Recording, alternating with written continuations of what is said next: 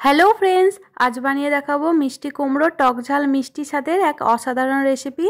এটা একদম ইউনিক স্টাইলের বানানো। এর আগে এটা তোমরা না খেয়েও থাকতে পারো। খুব সহজে এবং খুব অল্প সময়ের মধ্যেই এরকম এক টেস্টি স্বাদের রেসিপি বানানোর জন্য কি কি লাগছে চলো দেখে নিই। প্রথমে একটা লম্বা করে কেটে রাখা কুমড়ো নিয়ে নিয়েছি। লম্বা করে এভাবেই কেটে নিতে হবে, কিন্তু কুমড়োর মধ্যের অংশটা বাদ দিয়ে দিয়েছি এবং দুই পাশের অংশগুলোকে এরকমভাবে কেটে নিয়েছি। দেখো, দুই পাশে এইভাবে কেটে নিলে কিন্তু সবগুলো একই সাইজের হবে। আর অবশ্যই করে চোকাটা কিন্তু রেখে দিতে হবে। কুমড়োগুলোকে পরিষ্কার করে একটা বাটির মধ্যে রেখেছি আর 2 চামচ মতো এখানে বেসন দিয়ে দিচ্ছি। বেসন দেওয়ার পরে এখানে কিন্তু স্বাদ মতো লবণ দিয়ে দিতে হবে। লবণ দেওয়া হয়ে গেলে আমি এখানে কিন্তু হলুদের গুঁড়ো দিয়ে দিচ্ছি পরিমাণ মতো, সামান্য পরিমাণে লঙ্কা গুঁড়ো, একটা লেবু 4 ভাগের 1 ভাগ মতো লেবু আমি কিন্তু রস দিয়ে দিচ্ছি, আর হাফ টুকরো কিন্তু আমি পরে ব্যবহার করব। খুব ভালোভাবে হাতের সাহায্যে কিন্তু কুমড়োর এই সব উপকরণগুলো দিয়ে মিশিয়ে নিতে হবে। ভালোভাবে মেখে নেওয়ার পরে এটা কিছুক্ষণ কিন্তু রেখে দিতে হবে। কিছুক্ষণ রেখে দেওয়ার পর ভাজলে কিন্তু খুব ভালোভাবে ভাজা হবে কুমড়োটা।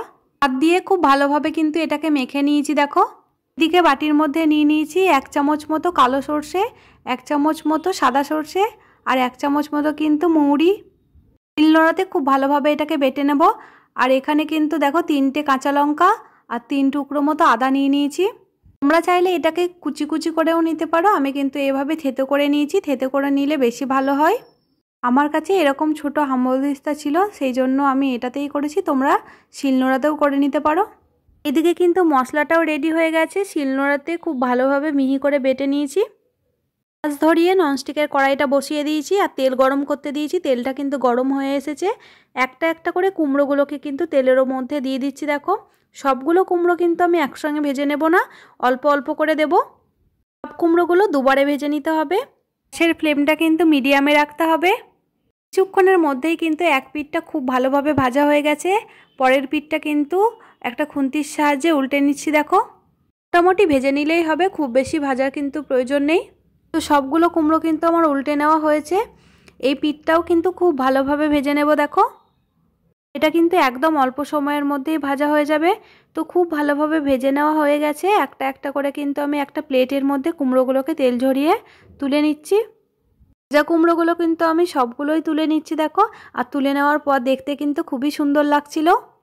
তোমরা কিন্তু গরম গরম ভাতের সঙ্গে এরকম কুমড়ো ভাজাও খেতে পারো। ক্ষেত্রে কুমড়োটাকে আরেকটু ভালো করে ভেজে নেবে। একই রকমভাবে কিন্তু একটা একটা করে কুমড়ো দিয়ে দিচ্ছি আর আগের মতোই কুমড়োগুলোকে ভালোভাবে ভেজে নেব। এই কুমড়োগুলোরও এক পিঠটা খুব ভালোভাবে ভাজা হয়েছে। পরের পিঠটা কিন্তু উল্টে নিয়েছি। পরের পিঠটাও খুব ভালোভাবে ভাজা হয়েছে। আমি প্লেটের মধ্যেই তুলে রেখে দিচ্ছি কুমড়োগুলোকে। সব কুমড়োগুলো তুলে নেওয়ার পর তোমাদের দেখাচ্ছি কতটা সুন্দর লাগছে দেখতে। দেখো, ননস্টিকের কড়াইটায় আমি কিন্তু আর তেল দেব না। ওই তেলের মধ্যেই একটা শুকনো লঙ্কা দিয়ে দিচ্ছি ফাটিয়ে। ফোড়নে কিন্তু অবশ্যই করে কালো জিরেই দিতে হবে। এতে করে রাখা আদা আর কাঁচা লঙ্কাটা কিন্তু দিয়ে দিচ্ছি। 1 চামচ হয়েছে। দেখো, আর লাগছে এখানে স্বাদ মতো লবণ। কিন্তু একদম অল্প তেলের মধ্যেই বানানো হচ্ছে, খুব বেশি তেল যে লাগছে তা কিন্তু নয়। পরিমাণ মতো হলুদের গুঁড়ো দিয়ে দিচ্ছি এখানে। চামচ মতো জিরে গুঁড়ো দেবো। আর জিরে দেওয়ার পরেই কিন্তু আমি এখানে জল দিয়ে দেবো সঙ্গে সঙ্গেই, না তো মশলাগুলো পুড়ে যেতে পারে। কিছুটা পরিমাণ কিন্তু জলও দিয়ে দিয়েছি এখানে। আর খুব ভালোভাবে খুন্তির সাহায্যে মিশিয়ে নিচ্ছি। করে কিন্তু মশলাগুলো আর পুড়ে যাওয়ার ভয় থাকবে না। মশলাটা কিছুক্ষণ কষিয়ে নেওয়ার পরে কিন্তু তেল ছাড়া ছাড়া হয়ে আসবে। যেহেতু নিরামিষ রান্না হচ্ছে সেই জন্য কিন্তু খুব বেশি সময় লাগবে না। তো তেল ছাড়া ছাড়া হয়ে আসার পরে কিন্তু এখানে স্বাদ বাড়ানোর জন্য হাফ চামচ মতো চিনি দিয়েছি আর হাফ চামচ মতো কাশ্মীরি লঙ্কা দিয়ে দিচ্ছি।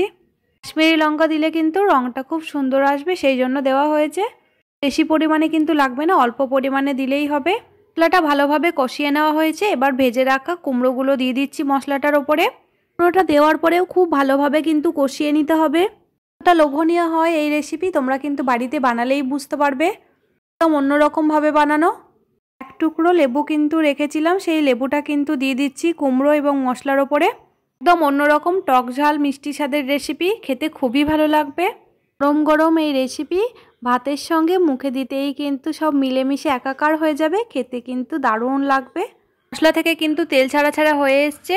ছাড়া ছাড়া হয়ে গেলে বুঝে নিতে হবে যে মশলাটা খুব ভালোভাবে কষানো হয়ে গেছে। তো এবার আমি জল দিয়ে দিচ্ছি। দেখো, খুব বেশি জল কিন্তু এখানে আমি দিচ্ছি না। সময় কিন্তু গ্যাসের ফ্লেমটা বাড়িয়ে রাখতে হবে।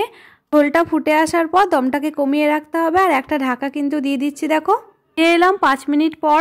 খুব সুন্দরভাবে এটা কিন্তু সেদ্ধ হয়ে গেছে, দেখেই বোঝা যাচ্ছে। তবুও একটা খুন্তির সাহায্যে কিন্তু আমি তোমাদের দেখাচ্ছি। খুন্তিতে করে একটু চাপ দিতেই কিন্তু দেখো ভেঙে যাচ্ছে। এই সময় কিন্তু বেটে রাখা সর্ষে মৌরি দিয়ে দেব। এটা দেওয়ার পর অনেকক্ষণ না ফোটালেও হবে, কিছুক্ষণ ফুটিয়ে নিলেই হবে।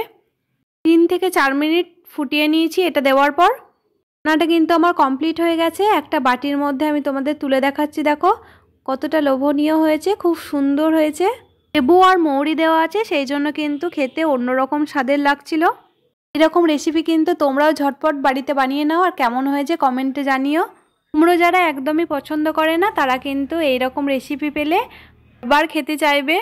এই রেসিপি তোমাদের কেমন লেগেছে কমেন্টে জানিও। ভালো লাগলে নতুন বন্ধু যারা আছে তারা সাবস্ক্রাইব করে রেখো, পাশে থাকা বেলটি অন করে দিও। শেয়ার করতে ভুলবে না কিন্তু।